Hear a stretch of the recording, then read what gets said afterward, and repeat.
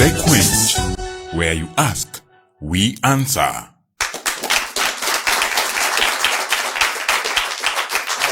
Wow. Welcome to this exciting, expository episode of The Quench, because this is where you ask and we answer. And the good thing is that we don't just answer. We don't just give an answer. We give authentic. We give real. We give timely. We give answers that can be backed on. This is The Quench. My name is Munene David, and tutakuwa tunaandamana pamoja nawe for the next 45 minutes hivi, and I tell you ya kwamba you'll not regret this time. Why? Because leo tunaongea mambo mazito. Leo tunaongea issues mental health, mental wellness among our people, among vijana, among wazee, in schools, in colleges, out there, in the workplace. We have many issues, mental health. And let me tell you something. Now, this is the knowledge check. Yeah, that is now in the knowledge check. Did you know that as of last year, that was 2020, as of 2020 July, 1 in every 10 people, was an estimation of about 1 out of every 10 people was suffering from mental related illnesses, common mental disorders. And now the bad thing about it, what makes it even more grievous is that number increases to 1 in every 4 people of the people seeking outpatient, that's medical facilities. So, those services. Now, this necessitates that we have this conversation. Because let me tell you something. People out there are suffering. Right here we have an audience. Karibuni sana. Yeah, how are you? Yeah, yes, I would like you to help me to welcome the audience right back at home. Yeah, let them welcome them. Yes. And I know that we will be asking their questions right here. Is that so? Yeah, tutahakikisha kwamba wewe uliye nyumbani, the question that you have, uwe ni kijana, uwe ni mzee, uwe ni mama, whoever you are, let me tell you something that right here on this platform, we'll be asking that pertinent question that you have. Those issues that we have, we'll be handling them here right in The Quench. Now, I want you to help me welcome the panelists. Yeah, welcome them. The panelists today. Yeah, kwa sababu tuko na mambo, tuko na watu ambao watatusaidia to navigate through this speaker man giant ama the elephant in the room. I don't know. Is it in the room or is it in the country? This elephant. Now we are going to see that. Now let me start with my immediate left. Let me now kindly introduce yourself. Yeah. You can use this camera. Okay. Yeah, tell us your name and or rather tell us who you are and what you do. Okay, so thank you very much, Munene. My name is Dr. Elizabeth Wangare, and my background is in psychology, more specifically clinical psychology. Wow. Yeah, so I am a clinician. So that's a clinical psychologist. Yes. So I just maybe give a bit more about what that means, so yes. that at least to demystify. I told you, yes. Yes, so a clinical psychologist, basically the training focuses on understanding, not just merely understanding human behavior, yes. but also on doing assessments. Yes. And from those assessments, then you're able to come up with what we call a treatment plan. Mm-hmm. You see, when you go to a doctor, they usually will first take your history or take your story, isn't yes. it? And it's from that, then they're able to determine, am I supposed to take you, should you go to the lab for more tests mm-hmm. so that we can be able to understand your problem, or just by merely listening to your story, they're able to pinpoint, this is the problem. And from that, then they administer the appropriate treatment, isn't it? Wow. So it's more or less the same thing.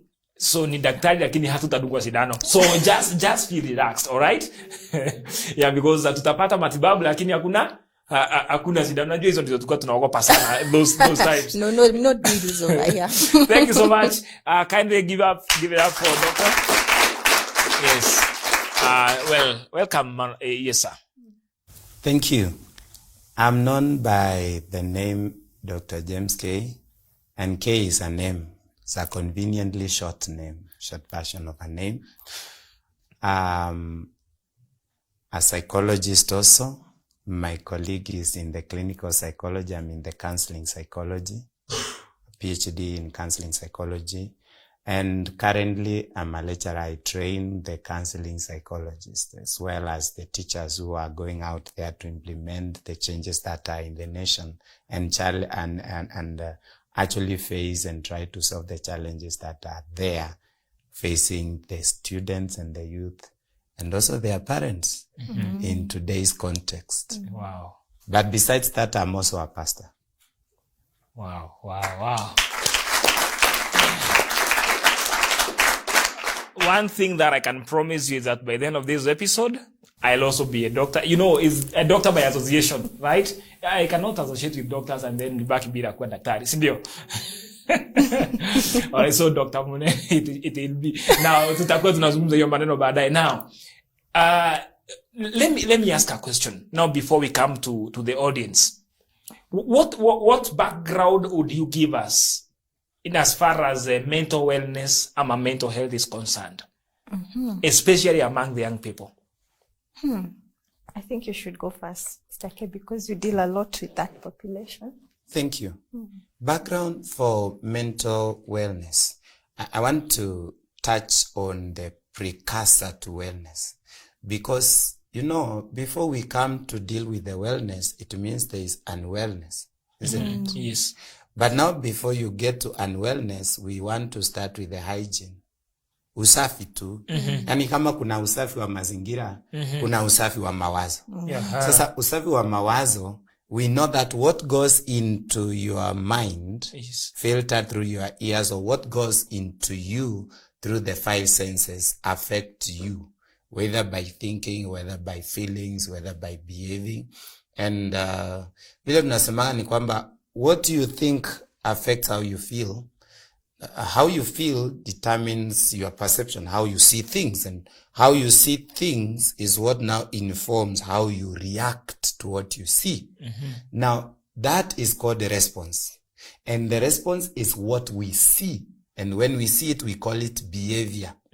Now, you see, it started out there before it manifested, before it was seen. Yes. So, mental hygiene is the positive way of dealing with or providing the conditions for ensuring that there is wellness.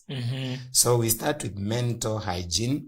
What you think. No, and the Bible says, guard your heart above everything else. What you put in your mind, through what you watch, through what you hear, through what you eat. And then from there, it will make you to think positively. When you have positive thoughts, then when your mind is healthy, your emotions will be healthy, your behavior will be healthy, your associations and the relationships will be healthy, and the society will be healthy mentally, which also has implications for other areas of life.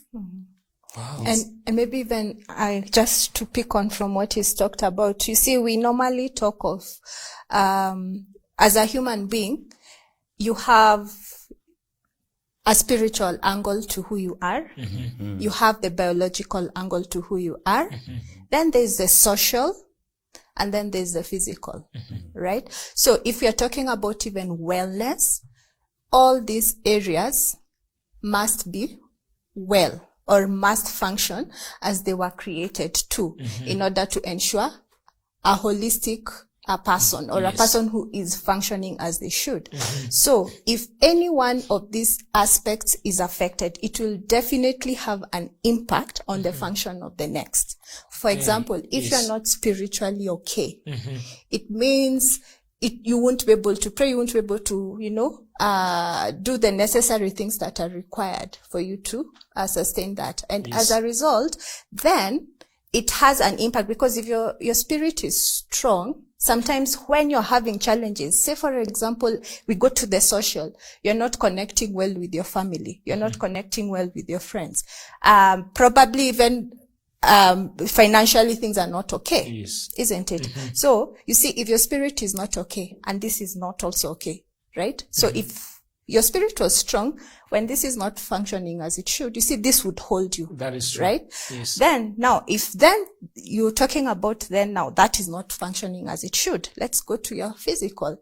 That's now has to do with, maybe how you eat, sleep, right? So if things are not working well, you're not okay with your friends, you're not okay with your family and all that thing, it affects how you sleep. Yes. It affects how you eat, isn't it? Right? So we have now poor sleeping habits, poor eating habits. Exactly. Isn't it? Yes. So are you seeing how these are all very So much they are all interconnected. correct? Yeah. So today we are dealing with the whole person here. So it is the whole being, right? Now, naona venye mmenyamaza. Venye mmetulia. Kwani now which are the issues that we are having, by the way? Kama vijana. What are some of these things that are leading to vijana kama mtu unakaa hivi unasikia hapana. Ni kama I'm not okay. Ni kama my congosity is not functioning as it should. But this become a congosity kama ni English one. We'll be finding out soon. Vijana, what are some of these issues that are leading to this mental health, the mental problems and depression and anxiety na hizo vitu zote among the youth especially? Yeah, let's have one person here. Yes. I'm Margaret. For example, there are expectations from the parents or from your friends. Like one expect, like family members one expect to be well off, wasaidie, ukuwe na pesa, so one expect ukuwe ukiwasaidia. Then wewe uko pale, you are hustling, mpaka kusurvive ni issue. So sometimes hiyo inaku affect because wewe unataka ukuwe kwa ile klasi ya juu, na vile unapata pesa zako ama vile kazi yenye uko nayo iko chini, sometimes inakupea kind of stress. Na I think sijui hiyo ndio sababu inafanyanga sometimes wanasema mtu unaenda unakunywa pombe, because wanasema ukikunywa pombe una relieve stress inaisha. Kama kwa vipindi zingine tunaonanga nyingine inaitwa abuhi. Kama sasa hii in a current situation na kwa ina stress, so naona anaenda kukunywa pombe, anaanza nasemanga hao ndio wanasema ukweli yote. So hiyo bado ni ina relate. That's quite a heavy one. Kwa sababu we are in a relationship. Tunarelate na wazazi. Na wazazi wako na expectations na sisi, right? We are in a relationship, mtoto na mzazi. Ama pia, you know, mtu na their brothers and their sisters, wote wanakuangalia juu. And then things are not working on this other side. Could that be a cause? The society we are living today, most, if not a large part of the social functions are tending towards being dysfunctional. Wacha niongee Kiswahili. Kisungu changu wakati mwingi nakuanga kingumu. Nimesikia hiyo Kiingereza ni ya kufundisha walimu, wapenda kufundisha nini? CBC. Unikumbushe kwa sababu mimi pia I tend to go very English sometimes, naweza poteza watu. Na kwa sababu hatutaki kupotea, waacha tuende kwa lugha yetu. Ndio hiyo sasa. Nitakuwa najaribu kuchanganya. It's all right. Kwa sababu pia katika audience najua kuna wengine Kiswahili pia kinaweza kuwapa changamoto. Yes. Sasa kwa nasema kwamba jamii tunayoishi kuna tatizo la socialization. Kitambo mababu zetu walikuwa wanafundishwa. Kila mmoja anajua mimi jukumu langu ni hili, na jukumu la mke wangu ni hii, jukumu ya watoto ni hii, na kila mmoja anaweka katika huyo msingi. Naona sasa. Lakini kukawa na hali ya inaitwa globalization. Watu wakawa sasa wanaiga mifano ya wengine ambapo kwao inafanya kazi, huko haiwezi make. Naona sasa. Na ikafika wakati ikakuwa sasa siku hizi tunazoishi sio rahisi uone wazazi wanaketisha watoto wao na wanaongea, kwa sababu wao pia hawakuongeleshwa na mtu. Yes. Sasa ni sisi tukutane pamoja, tuishi, tupate watoto, bas kila kitu ita take care of itself. Ma freelancers. Hapo ndio shida iko. Kwa sababu gani? Siku hii ni vigumu sana kujua role ya hawa watu wote. Na wakati ujui role yako wewe, utaanza kulaumu mwingine kwa kutotimiza wajibu wako wewe mwenyewe. Yes. You are supposed to do this, you don't do it, and then you start passing it on there. It's a defense mechanism. Tunaitanga psychological ego defense mechanism. Kwamba hii naona inaniendea vibaya, lakini kwa sababu sitaki kukubali, nataka kupitisha pale. Ni yule hakufanya. Yes. So shida iko hapo. Nilikuwa nakuja pale. wazazi, na kwa sababu natoka Kabarak pia. Kabarak tunafanya mambo mingi sana kwa mlengo wa Biblia. We teach in biblical perspective. We do all things in biblical perspective. Yes. So mtasikia sana na quote Biblia. Which is very much okay. And it is well. Sasa, neno inasema hivi in Proverbs. A good parent, let me use that generic word. A good parent leaves inheritance for the children and the children's children. Now, for a long time, I thought it is properties and a lot of money and all this. Until I went back into scripture again and I saw that there's somewhere else where it is written, a good name is better than great riches. Yes. So then, the legacy is usually in the, nasema nini? Hiyo kukaishwa chini. Wakati nasema, mimi ni mwana wa fulani. Ni mwana wa fulani kwa sababu alikuzaa, ama ni mwana wa fulani kwa sababu ni msingi kwako.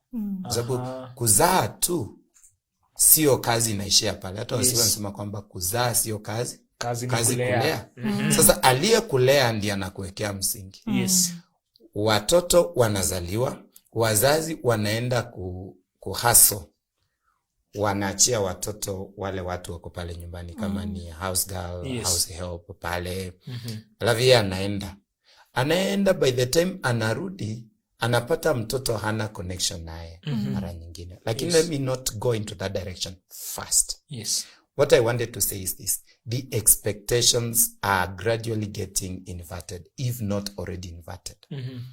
Alisema kwamba umemaliza shule, wazazi wanatarajia kwamba wewe uhaso, ujikimu, alafu pia uhaso wale. Are you seeing reversed roles? Yes. Wazazi wanalea, lakini kwa sababu ya maadili ya jamii, kwa sababu ya challenges za jamii, wazazi wanaona sasa tumaini letu liko hapa kwa mtoto. Na wakati mwingine mzazi hata jali mtoto anapata pato lake wapi, lakini unajua sasa nilikusomesha, sifai kuishi, nataka hii, nataka ile. Mtoto mwenyewe ama mwana hajaweza kujikimu yeye mwenyewe. Sasa katika mawazo yake akona stress za maisha yake. Akona stress ya mwenzake, kwa sababu katika maisha lazima pia upate mwenza. Alafu tena kuna pressure ya wazazi. Na ndugu zake wako hapa. Sasa hiyo inaongeza stress sana. Yes. Lakini tutarudi pale tulipoanzisha. Kuna kitu kimeharibika kati ya hizi vitu zote. Dadangu alitaja. Yes. Unaona? Because when we look at the person, sheria ya kwanza ambayo Mungu aliweka na Yesu akaja kufafanua. Alisema kwamba wewe tafuta Mungu wako kwa moyo wako wote, kwa mawazo yako yote, nitafuta kumjua Mungu. Maana katika kumjua utajitambua. Yes. Akasema sheria ya pili iko kama ya kwanza.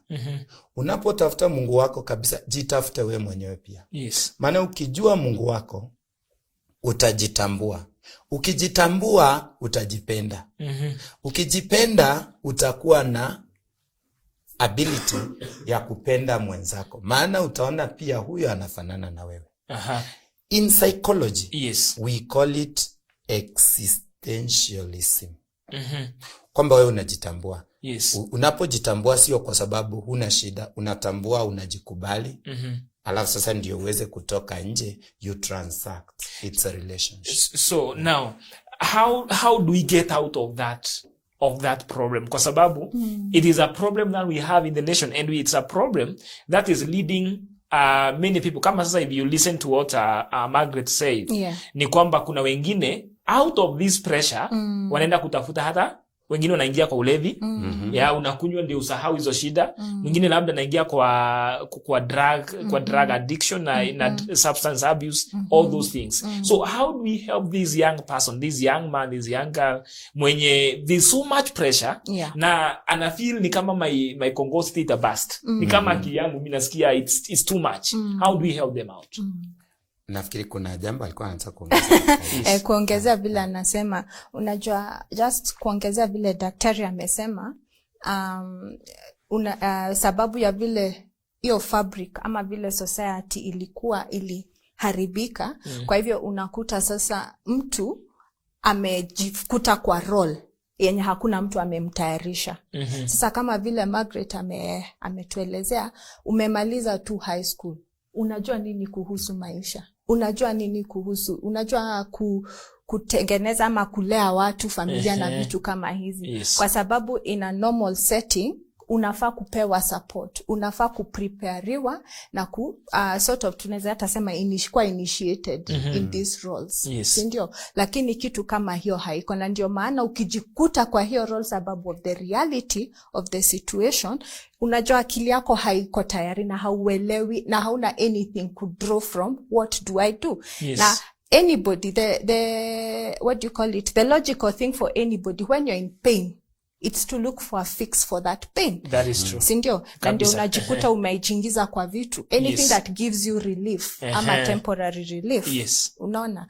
Na so the thing that mimi naweza suggest kuongezea to what daktari amesema, it's very important kuelewa ya kwamba number one, hii maisha you can't do it alone. You need a community, you need a society. And as at now, the same space, even for the youth kukua, ni in a church setup. Now, why should you be in that kind of a setup? Kwa sababu sasa hapa utakutana na wengine wenye more or less muna deal with the same challenge na the same issue. Na isitoshe, kwa sababu it's an organized structure, kuna watu wenye wako na more experience, more labda hata walipitia more or less the same thing, and they will be able kukushikilia na kukuhold na kukupatia guidance. And there are others that have been given charge over you that already. Is it. That is it. Wow. Now, I think that deserves a lot of applause, right? Now, I see there is a lot that we have to learn here. Quite a lot. Simesikia hiyo maneno ni mzito. And I know that najua kuna watu wengi sana tunafunguka macho huko nje. So many of us there. And I want us to go for a short break. By the time inakimbia hivyo. I want us to go for a short break. And of course, I know that we'll have many more questions after this short break. Because this is a quench where you ask and we answer.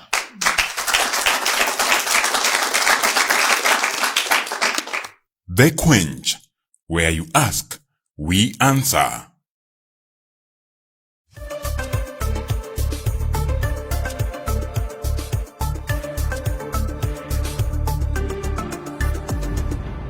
MBCI Television, transforming lives.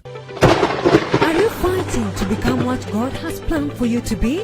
Apostle John Kimani William has written books that will get you to the next level in your destiny. Now available at Naivas Supermarkets. Get your copy of Dealing with Foundations and Altars, Pursuing Your Destiny, Principles of Success, The Weight of the Matter, Serving God, Can God Trust You? The Beauty of Transformation, among others. Get any of the over 20 titles of Apostle John Kimani William at Naivas, Siata Mall, Kiambu Road, Prestige, Gateway Mall, Syokimau, Capital Center, Moi Avenue, Nakuru Westside, Juja City, Kisumu, Ukunda, Kilifi, Aga Khan Walk, Nyali, Likoni and Naivasha. These books are also available at Keswick bookstores and Kingdom Seekers Fellowship gift shops.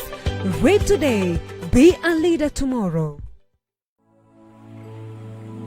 I'm a farmer. I am a fleet operator. I am a car dealer. I'm a fashion designer. And I help build Kenya's best bank in asset finance, in trade finance, in microfinance, in agriculture and livestock financing.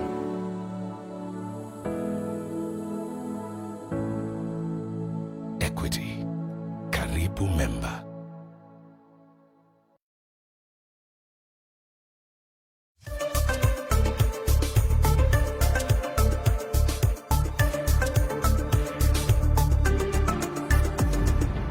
MBCI Television, transforming lives.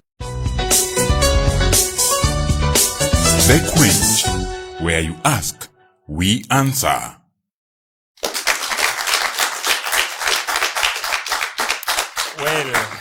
Well, I know that tonight kuna watu wanasaidika. Na kama kuna watu by the way wanasaidika, I am one of them, kwa sababu today I have learned and I am yet open to learn and learn the more. You know why? Kwa sababu these issues, these matters, mental health, ni mambo yametusumbua kwa muda mrefu. Not just as young people, but also as a nation. You know, as a population, as a generation, tumekuwa tukiumia na hizi vitu.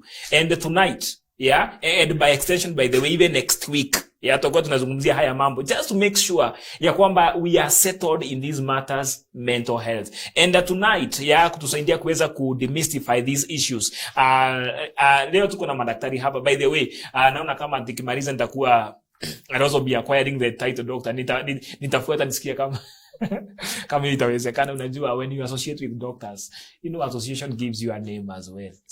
So I might get a name out of this association, because we have a wonderful panelists here. We have Dr. Elizabeth and we have Dr. K, ambao wanatusaidia tena sana kuweza kuelewa haya mambo. Now, wakati tuliondoka now in the first episode, ama in the first session, ya tumekuwa na a good foundation to these matters. Now, I would like us to get a question or two first, and then we get the responses from the panelists.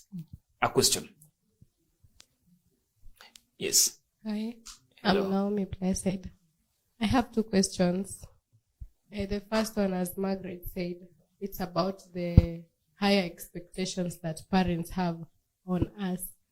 So mimi nilikuwa nauliza kama wazazi ni aje wanaweza saidika. I'm asking this on behalf of parents. Kama wazazi ni aje wanaweza saidiwa, at least they take their role mpaka tufike to a certain point yenye we can stand on ourselves na pia tuweze kwa support. That's my first question. Afu the second question is about, like, before to end the break, how what we were discussing about the mental illness. Me, I have friends. Mimi nimelelewa in a strong Christian background, and most of my friends walikuwa hapo. So along the way, wali as in they moved, walitoka from a Christian way. So I'm asking this on behalf of them, as in they have that stress, that mental stress in you. Okay, this is what I got. As in watakuwa wakiona certain, like, alipata mtoto. So huwa ananiambia mimi Naomi I'm suffering. Huwa naona huyu mtoto I remember the pains I went through. So nilikuwa nauliza mtu kama huyo anaweza saidiwa aje? Asante. Yeah. Do I have to come anywhere within that question? Ama ninyamaze tu mchukue hiyo swali? Dr. K. I'll touch on the first one. Yes. Then, I do the second. The clinical psychologist uncle can touch on the other yes. one. How to help the parents. An issue of displacement and trauma. Yes. And I'll not touch on that one for now. I want to get back to parents. And she asked, sasa mzazi, wewe umepata watoto wako, umebarikiwa, umelea, alafu sasa unawekea pressure kwa sababu unataka wakusaidie kwa majukumu yao. Naam? Na nitarudia pale nilikuwa nimesema tu mwanzoni kwamba kuna shida moja. Hatujaweza kuwa prepared. I'm a parent. Yes. Mimi mzazi. Sikuketishwa chini nikaambiwa hivi ndivyo utakavyoishi na mke wako, hivi ndivyo utakavyoishi na watoto wako, na hivi ndivyo utakavyoishi na wana. Unajua kuna watoto na kuna wana. Yes. Sasa kuna kipindi unafika unaacha kuitwa mtoto unaitwa mwana. Now, jukumu la mzazi ni kulea. Na kama hatuwezi, ninaongea na wazazi wenzangu sasa. Kama hatuko makini, tutaweza kuendelesha huu mzunguko wa maisha na umaskini. Kwa sababu gani? Umeona watoto wengi sana, especially firstborns, huwa wanakosa kufanikiwa, na mara nyingi huwa wanafuata mtindo ya wazazi wao. Kwa sababu inafika mahali mzazi anasema sasa huyu amekuwa mkubwa, acha asaidie watoto wenzake. Na mtoto anakuwa mzazi kabla hata hajafika kule. Ni kweli. Sasa hiyo inakuwa shida, kwa sababu huyu mtoto angesonga ye mwenyewe afanikiwe, angesaidia kwa njia ya zaidi. Lakini kwa sababu umekata ua kabla halijachanua, huwezi kupata tunda lililokuwa linatarajiwa. Unaona sasa? Yes. You are cutting the feet of the youth. Yes. While they are still not established. So now, kuna kitu nataka kusema kwa wazazi wenzangu, kwamba jukumu la mzazi linafaa kubaki la mzazi. Katika maisha tulioishi, kuna vile nilipambana nikafika nilipofika, nikapata watoto. Sasa if you don't take care of now, history repeats itself on a higher plane. Kwa nini? Kwa sababu challenges tulizokuwa tuna face wakati wetu tukiwa vijana sio zile wana face saa hii wakiwa vijana. Unaona? Kuna challenges zingine kubwa unique to them. So if we did not fight our battles, the battles for our generation, we should not force them to fight the battles of our generation. We should strengthen them to fight the battles of their generation, so that we give them a legacy that will enable them to improve, even if ni kidogo tu. Lakini maisha ninayoishi ya shida, asiishi exactly kama hiyo, kwa sababu nikitaka ishi kama mimi, yeye ataishi na shida kubwa kuliko za kwangu. Unaona sasa? So that is how fellow parents, we need to look at this thing. Mzazi abaki mzazi, mtoto abaki mtoto, mwana awe mwana, lakini mzazi akuwe fallback. Yani kwa sababu kama mimi nilelewa nikikunywa uji imetiwa chumvi, nimeoa, nimepata watoto, au watoto wamekuwa wakubwa, sasa siwezi kutarajia na wao wa survive na uji imetiwa chumvi, kwa sababu now situation has changed. Lakini wao wanaweza pambana. Niachie hali yangu, pambana na hali yako, nitakupa mawaidha hata kama siwezi kukupatia mali. Lakini katika expectation, siweke pressure kwa mtoto sana, sababu unamkata miguu, wewe unazeeka unaenda. Mtoto naye anabaki pale. Wakati atapata watoto wake, the foundation inakuwa ni mbaya. All right. You know, I've seen something, and I think it's another day nilikuwa napata, I think I was sharing with somebody. Unapata ya kwamba mzazi alikuwa na mchallenge. Ya kwamba sasa mimi niliwazaa watoto 6 na nikawalea nyote. Na nyinyi wote watoto 6 mmeshindwa kunilea, mimi ni mmoja. As in, it was I think it's that issue of displacement, as in kazi yako ilikuwa ni kulea, si kulewa, ama si kulelewa. Yeah, but that does not mean in any way that watoto ama wale ambao wamejiweza hawafai kusaidia wazazi wao. It does not negate that fact. Sasa unaona, kwa wazazi, shida inakuwa moja. Wazazi wao, kama sasa kisasi tulichopo sasa, unapata mtoto, unamwachia mtu wa kazi, na unaenda unamwachia TV, unamwachia simu. Sasa mtoto analelewa na hizi vitu. Ukiona amekuwa mkubwa kidogo, unapeleka boarding. Mtoto anakuwa hana ile connection na mzazi. Unajua tunaweza kulaumu wakati mwingine, na iwe ni makosa. Mtoto hana ile connection sana. Unamwekea pressure. Sasa mtoto atakusaidia as out of pressure, not out of love. Not out of love. And you know what you don't honor, you don't inherit. So how will this kid honor the father and mother whom they are not connected, when the father and the mother is the TV? Na shida ndio inatokea hapo. Unapeleka watoto boarding wakiwa watoto, na wao wakikuwa wazazi wanakupeleka boarding ukiwa mzee. Wanakupeleka boarding, yeah, the elderly, the homes of the elderly. Lakini kuna hitaji hiyo kusaidiana. Ni vile tunasema mzazi ainue mtoto wake, amsaidie. Mtoto akijimudu, mzazi ukikuwa na shida yako, at least utakuwa umekata laana ya kisasi, kwamba baba yangu alikufa kwa shida, mimi niko kwa shida, mtoto wangu nataka nimuingize kwa huo mzunguko naye kwa hivyo. Sasa inakuwa generational challenge. So we must, lazima mzazi pale nyumbani lazima tumakinike, and we have to know our roles. Now we have to execute those roles. Yani tujue what we are supposed to do, na tufanye kile ambacho tunafaa kufanya, so that some of the cycles ambazo some of these cycles tumekuwa nazo katika maisha, at least tuzifikishe mwisho. We should not hand over the baton ya shida kwa watoto wetu. Now me ask a second question. Yes. About a Fred ambaye alilelewa pia kwa Ukristo, kwa church. Lakini akafika mahali ndio huyu ameenda kando. Vijana siku hizi wanasema akapata ball.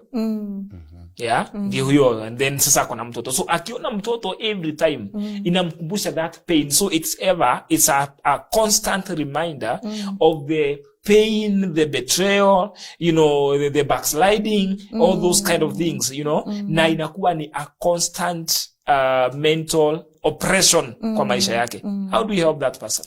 Wow, and kuaddress hiyo issue, kwanza ni rafiki ya Naomi kuelewa ya kwamba unajua kulingana na ile saa zingine sisi ndio tunaweza kuwa tumelelewa na ile njia tunafaa kuenda, tunaweza kuwa ndio tumelelewa kiukristo, lakini katika maisha hata vile daktari amesema tunapelekwa boarding.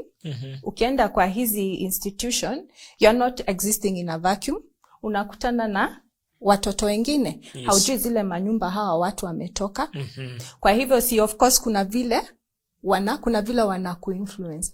Kwa hivyo tuseme kwa mfano kama ulikuwa umefunzwa doctrine ama ulikuwa umeelezewa, hapana, maisha yako hivi ndio unafaa kwenda. Ikiwa kwa mfano ni mambo ya hata kuengage na sex na vitu kama hizo, hii si kitu ya kujichanganya nayo saa hizi. Hauko tayari kwa the consequences zinaweza toka hapo. Lakini ukutane na mtu kwao, hii mambo hakuna siri. Yani iko so exposed, si ndio?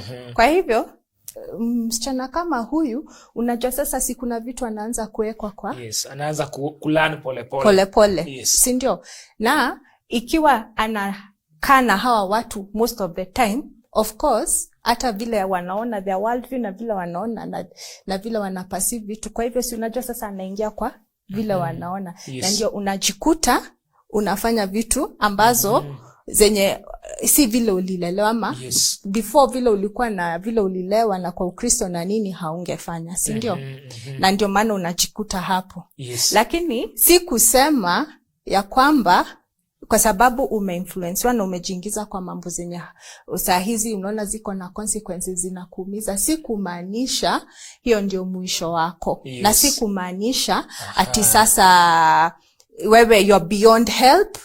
Maisha yako ni mwisho na mambo kama hiyo. Kitu tunafaa kuelewa sisi kama binadamu, unajua tuko na weakness yetu, na maana vile tunasema build on your spiritual man na mambo kama hayo, ni kwa sababu saa zingine utajikuta in an environment yenye haiko supportive. Na sasa ile wakati ulikuwa kwa mahali yenye ulikuwa unaweza kubuild your spiritual man, hiyo strength uliacquire that time ndio itakusaidia kusimama hapa. Lakini kama si strong enough, sometimes unajikuta unateleza. Ni kweli. Unaona? Now how do we help her so that huyu mtoto, because unajua mtoto si vapor. Ni kweli. Ati leo wako, lakini kesho jua likiwaka ata evaporate na hautamwona tena. You know, huyu ni mtu actually ana grow by the day, na it may get even more depressing where ana take after the looks ya yule mtu mwenye aliku hurt most. Unakuta this gentleman venye anakuwa, hata face yake, hata nywele zake zinafanana na za yule mwenye alinikasirisha sana, you know. So how do we help so that the child remains but the mind is free? Actually we can also reframe the question. Ameongea kuhusu kuteleza, lakini tukitaka kuipanua zaidi tunaweza kusema mtu ambaye alipata mtoto katika hali ya uchungu. Unaona? Either alikuwa raped ama kuna, kwa sababu siku hizi ya maadili kubomoka, unapata umepata boli ya anko yako, incest hiyo sasa. Unaona, even today even brothers and hata baba, it is happening. So unaona sasa hiyo ni kitu ambayo inaleta, yani makofi yake ina uchungu sana. Ukiangalia mtoto unakumbuka vile ulifanya. Na nilikuwa nataka tu kuifungua hivyo kwa sababu naona follow up question ikija namna hiyo. Hii ni mambo inahusiana na trauma. Kwamba hii ni kitu sikutarajia lakini ilinipata. Ni kitu ingewezekana tu dunia inimeze lakini haikuwezekana. Sasa nilivumilia aibu ya kwanza ikapita. Lakini sasa hapa kuna sauti ya historia. Wacha niite hivyo, kuna sauti ya historia. Kwa sababu huyu wako sasa lakini anaongea historia, ananikumbusha penye nilitoka, ananikumbusha uchungu. Kumaanisha kwamba huyu binti bado amebaki pale. Kitendo kilitendeka.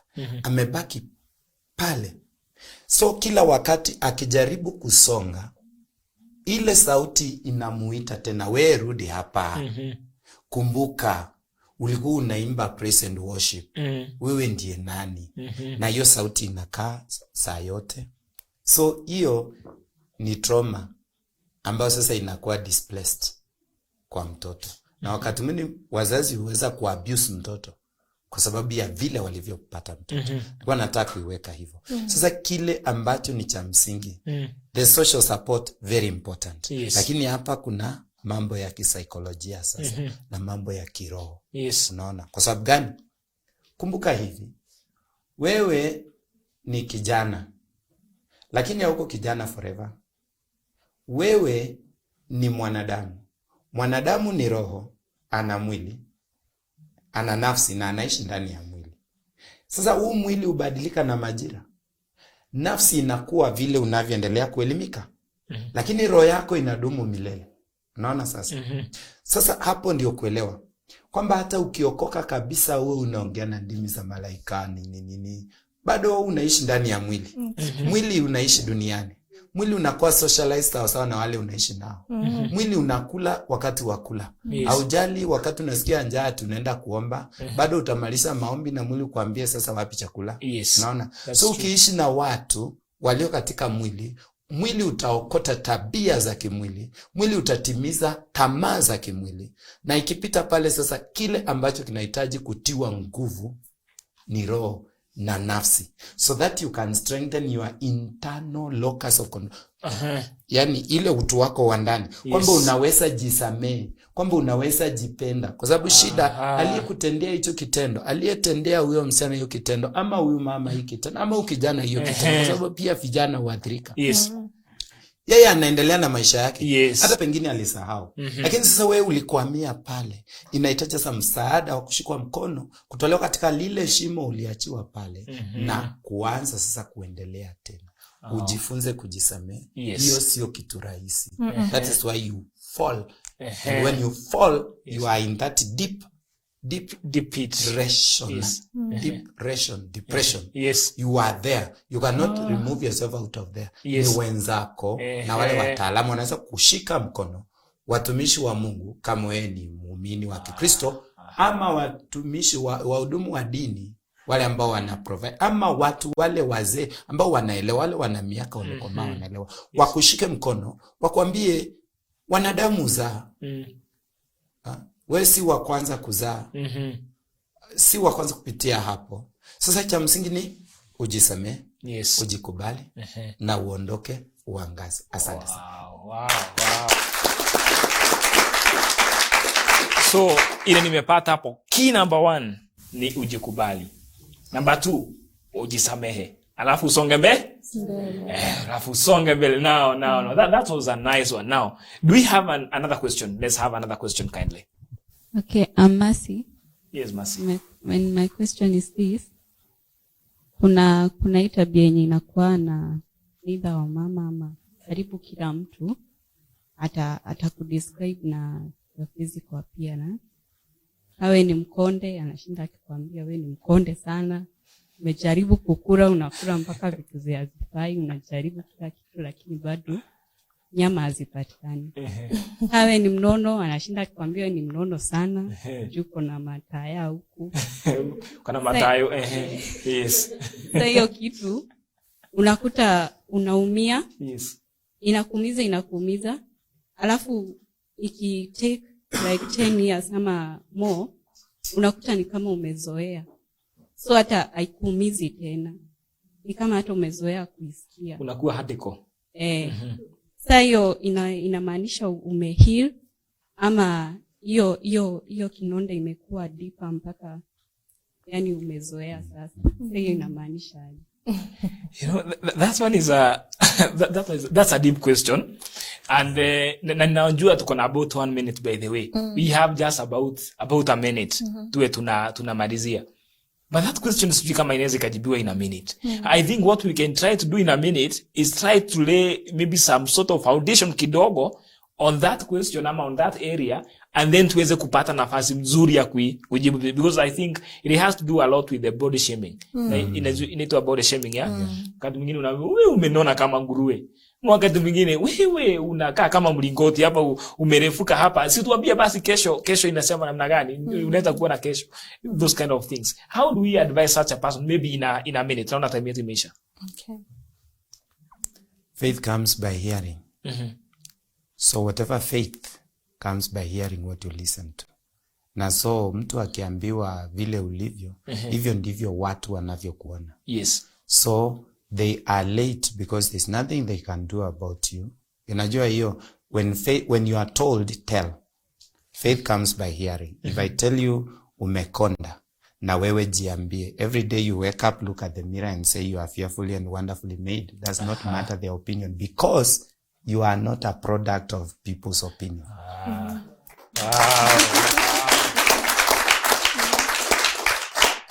Nimefurahi hapo mahali tunaimalizia, that you are not a product of people's opinion. Ebu semeni kwanza nisikie tena.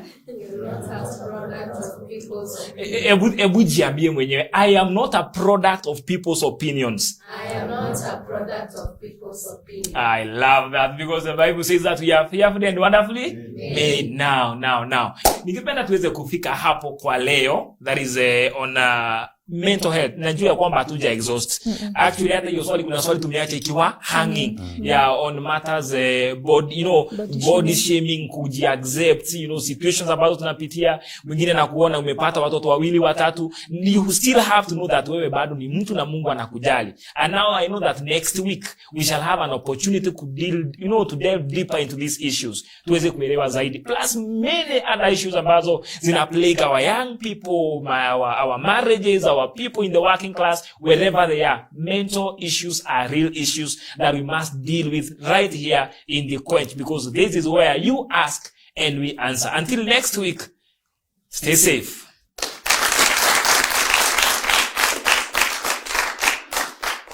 The Quench, where you ask, we answer.